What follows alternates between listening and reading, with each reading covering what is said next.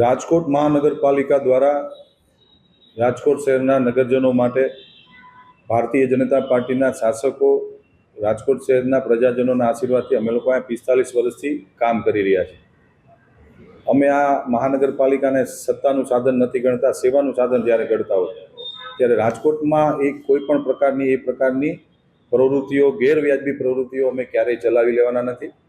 આજે સવારે જ ભારતીય જનતા પાર્ટીના અમારા એક કાર્યકર્તાનો મને ફોન આવ્યો અને એક પત્રકાર મિત્રનો પણ ફોન હતો કે કિસાનપરા જિલ્લા પંચાયત ચોકમાં રેસકોર્સ રિંગ રોડ પર રાજકોટ મહાનગરપાલિકાએ જે સ્માર્ટ બસ સ્ટોપ બનાવ્યા તેમાં હોર્ડિંગો લાગેલા છે, ચિકન અને મટનના અને બિરયાનીના।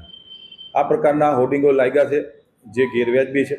એટલે તાત્કાલિક મારા દ્વારા મેં અધિકારીશ્રીઓને સૂચના આપી, 1 કલાકની અંદર રાજકોટ શહેરના જ્યાં પણ હોર્ડિંગો લાગ્યા હોય રિમૂવ કરો અને એડ એજન્સીને નોટિસ આપો કે ભવિષ્યમાં આપ કોઈ પણ પ્રકારના હોર્ડિંગ નહીં જ મારવા દઈએ। જો મારશો તો તમારો કોન્ટ્રાક્ટ રદ કરી અને તમારી ડિપોઝિટ અમે ફોરફિટ કરી લેશું।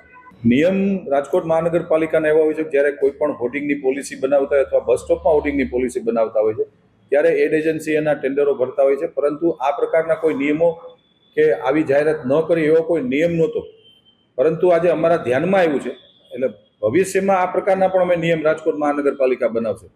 પરંતુ કોઈ પણ સંસ્થા હોય છે જ્યારે એ હોર્ડિંગના કામ આપતી હોય, રાજકોટ મહાનગરપાલિકા જ્યારે ટેન્ડર બનાવતી હોય ત્યારે ટેન્ડરમાં એક શરત હોય છે, ટેકનિકલ કોઈ પણ સ્થિતિઓ આવશે ત્યારે તમારે આ વસ્તુમાંથી અમારી સૂચનાનું તમારે પાલન કરવાનું રહેશે।